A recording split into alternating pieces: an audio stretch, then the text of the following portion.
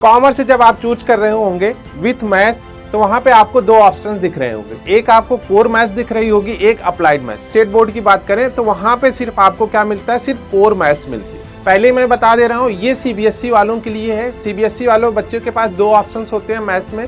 Applied maths में वो maths होती है जैसे जो हम लोग 10 तक पढ़े होते हैं, ठीक है, जैसे सीआई एसआई ये सारे चैप्टर किस में आते हैं, ये अप्लाइड मैथ्स में आते हैं। ट्रिग्नो हो गया, वेक्टर हो गया, 3D हो गया, ठीक है, ये आपको सिर्फ कोर मैथ्स में ही देखने को मिलेगी, जबकि अप्लाइड मैथ्स में देखने को नहीं मिलेगी। हेलो बच्चे पार्टी, क्या हाल चाल। आई होप आप सब अच्छे होंगे और अपनी पढ़ाई जबरदस्त तरीके से कर रहे होंगे। कॉमर्स से जब आप चूज कर रहे होंगे विथ मैथ्स तो वहां पे आपको दो ऑप्शंस दिख रहे होंगे, एक आपको कोर मैथ्स दिख रही होगी, एक अप्लाइड मैथ्स। पहले मैं बता दे रहा हूं ये सीबीएसई वालों के लिए है। सीबीएसई वालों बच्चों के पास दो ऑप्शंस होते हैं मैथ्स में, कोर मैथ्स लेने के लिए और अप्लाइड मैथ। बट अगर स्टेट बोर्ड की बात करें तो वहां पे सिर्फ आपको क्या मिलता है, सिर्फ कोर मैथ्स मिलती है। ठीक है, आज हम देखते हैं दोनों में डिफरेंस क्या होता है और कैसे वो आपको आगे हेल्पफुल होगा फॉर फ्यूचर के लिए। ठीक है, तो जो कोर मैथ्स होता है, बेसिकली जो कोर मैथ्स होता है, जो बच्चे मैथ्स वाले होते हैं, जो क्लास 11-12 में मैथ्स बच्चे लेते हैं, वही सेम मैथ ही होती है कोर मैथ। ठीक है, जो साइंस में पढ़ते हैं, ठीक है, साइंस स्ट्रीम वाले जो बच्चे मैथ्स पढ़ते हैं वही सेम मैथ्स कोर मैथ्स कहलाती है।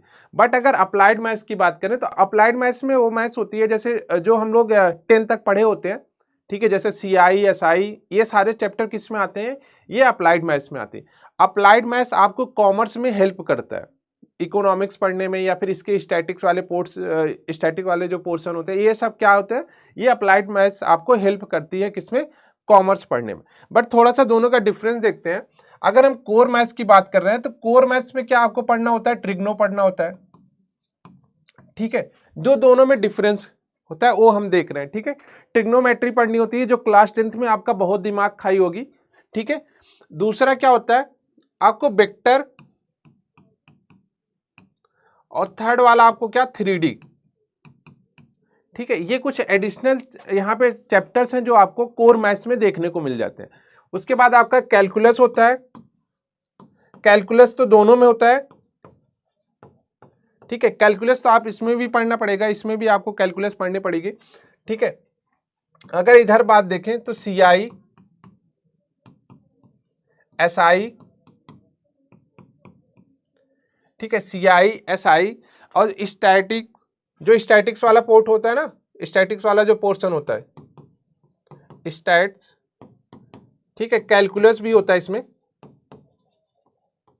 ठीक है, तो लगभग जो अप्लाइड मैथ्स का होता है, जो अप्लाइड मैथ्स का लगभग 40-60% का वेटेज जो है कोर मैथ्स में भी यूज होता है। बट कोर मैथ्स में कुछ एक्स्ट्रा सब्जेक्ट, कुछ एक्स्ट्रा टॉपिक्स होते हैं जैसे ट्रिग्नो हो गया, वेक्टर हो गया, 3D हो गया। ठीक है, ये आपको सिर्फ कोर मैथ्स में ही देखने को मिलेगी, जबकि अप्लाइड मैथ्स में देखने को नहीं मिलेगी। अब दोनों के अपने अपने फायदे हैं कि अगर आप कोर मैथ्स के साथ जा रहे हो तो क्या फायदा होगा, अप्लाइड मैथ्स के साथ क्या जाओगे तो क्या फायदा हो, दोनों के अपने अपने फायदे हैं। देखो, जो कोर मैथ्स होती है, अगर आप ये ऑप्ट कर रहे हो, कोर मैथ्स आप ले रहे हो, तो कोर मैथ्स से ये होता है ना कि आपकी सोचने वाली थिंकिंग बढ़ जाती है, क्योंकि इसमें बहुत सारी ऐसी प्रॉब्लम्स आपको सॉल्व करने को मिलेगी, ठीक है, जिससे आपका थिंकिंग लेवल बढ़ जाएगा, क्योंकि ये प्योर मैथ्स है।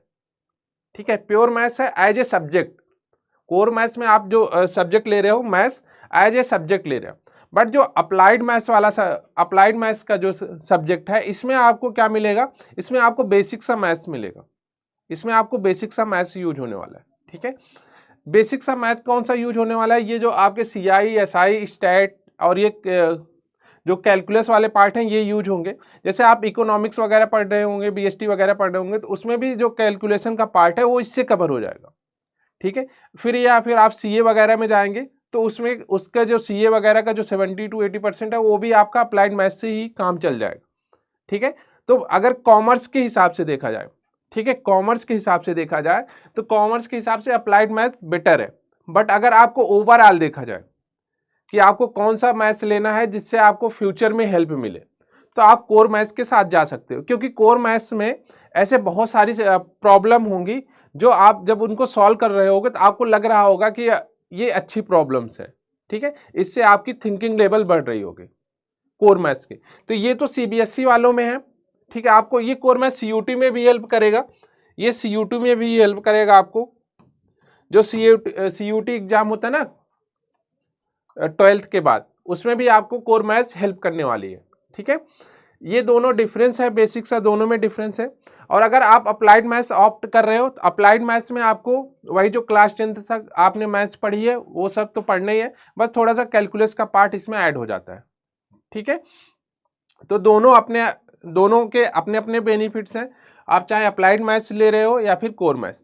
बट अगर हम लोग स्टेट बोर्ड की बात करें, क्योंकि ये अप्लाइड मैथ्स ना अभी 2-3 साल पहले ही आया, सीबीएसई में 2-3 साल पहले ही अप्लाइड मैथ्स लाया प्योर कॉमर्स के लिए, कि इसमें कॉमर्स को हेल्पफुल कैसे करें, मतलब कॉमर्स में कैसे हेल्प मिले अप्लाइड मैथ्स से, जो बच्चे मैथ्स नहीं ले रहे। बट अगर हम लोग स्टेट बोर्ड की बात करें, जितने भी स्टेट बोर्ड हैं उसमें जो है आपको अप्लाइड मैथ्स का ऑप्शन नहीं मिलता है। उसमें आपको अगर मैथ्स ले रहे हो तो दो ही ऑप्शन होगा, या तो विथ मैथ्स जाओ या तो विदाउट मैथ्स जाओ। तो अगर विथ मैथ्स जा रहे हो तो कोर मैथ्स मिलने वाली है, अप्लाइड मैथ्स नहीं मिलने वाली है। और विदाउट मैथ्स जा रहे हो तो मैथ्स तो वैसे भी नहीं मिलेगी। बट अगर सीबीएसई की बात करें तो सीबीएसई में ये दोनों मैथ्स आपको मिलने वाले। ठीक है, तो सीबीएसई में आपको कन्फ्यूजन हो सकता है कौन सा मैथ्स लें कौन सा मैथ्स ना लें। स्टेट बोर्ड में तो क्लियर है, एक ही मैथ्स है, वो भी कोर मैथ्स। ठीक है, तो ये बेसिक सा डिफरेंस था। आप अगर कोई भी मैथ्स ले रहे हो, सीबीएसई की बात करें, दोनों में से कोई भी मैथ्स ले रहे हो तो वो हेल्पफुल होगा फॉर फ्यूचर के लिए।